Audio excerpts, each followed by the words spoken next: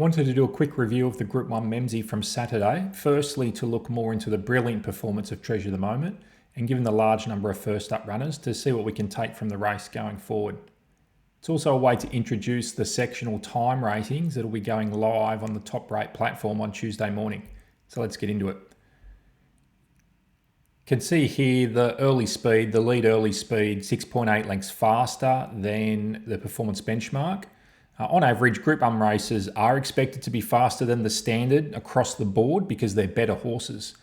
So for a more relative measure up the top right here, the pace bias figure shows how the total speed in the race was distributed compared to what's typical for this level. You can see here plus 3.2 lengths early, still a good solid tempo by Group 1 standards that was set by Pinstripe.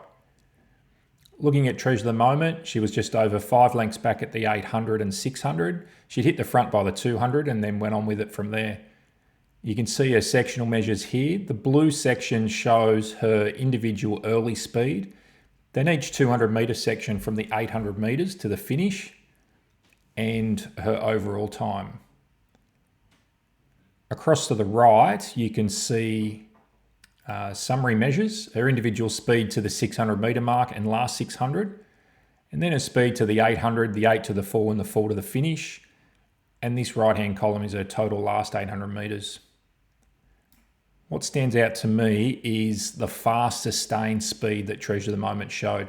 Every section here is well above average from start to finish. She did have the perfect run. She covered no real extra ground. But what it tells me, she was very, very fit, and that sustained speed across the whole race distance is why she's run such a strong 105.5 weight for age performance rating, which is elite. Of the others, Mr. Brightside, as honest as ever in second, 100.7. That's been in his range over 2025 so far, not quite as good as what we saw of him first up in the autumn. Was handier to the speed, but still didn't go overly quick for a horse of his quality. I think he's gone as well as we could have expected first up. Buckaroo, obviously a very good return. Used less energy early than Treasurethe Moment, but look, his last 800 here, very strong and sustained, suiting his stamina traits. I wouldn't necessarily say he's come back any better than in previous preparations, but nonetheless has a very good return and puts him on track for the spring. Fangirl, I think, was unsuited by a fast run race, 1400 metre first up. I won't go into her form and extend the length of the video, but suffice to say that she's a mare that tends to do her best given a softer speed early where the race develops into a sprint home. She has very, very fast sectional talent. So fast run race here likely against, especially being first up.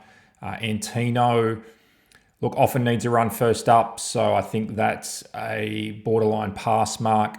Another wheel, probably the disappointing one in the race, 360 to 340 favourite.